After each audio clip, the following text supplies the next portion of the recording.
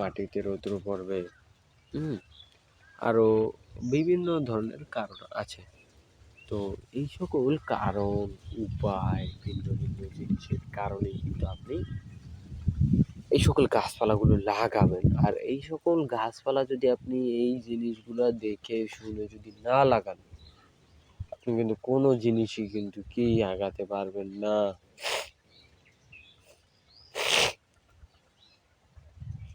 কারণ এই সকল গাছপালাগুলো আপনার এরকমের জায়গা, এরকমের ছাড়া কিন্তু হয় না।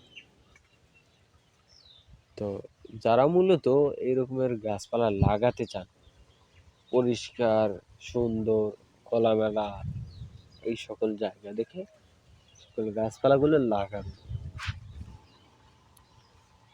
তো গাছপালাগুলো হচ্ছে গিয়ে কিন্তু আপনার বড়ও হয়, ছোটও হয়। এক একটা গাছ এক এক রকমের, এক এক ধরনের, এক এক ডিজাইনের হয়ে থাকে।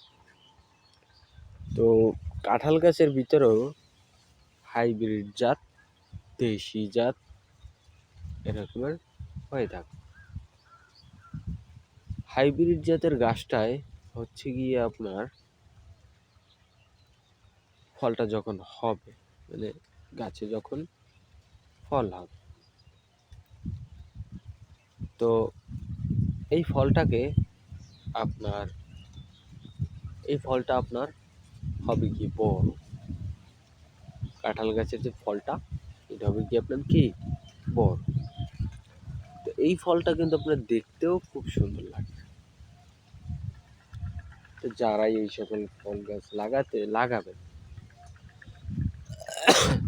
তারা একটু খোলামেলা, পরিষ্কার এরকম জায়গা দেখতে তারপর লাগাবেন।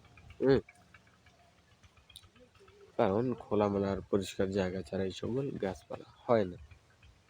তো এক একটা গাছ এক রকমের, এক এক ভিন্ন ভিন্ন জায়গা, ভিন্ন ভিন্ন ধরনের কারণ, এই সকলের কারণে কিন্তু আপনার এই গাছগুলো সে ভালো হয়।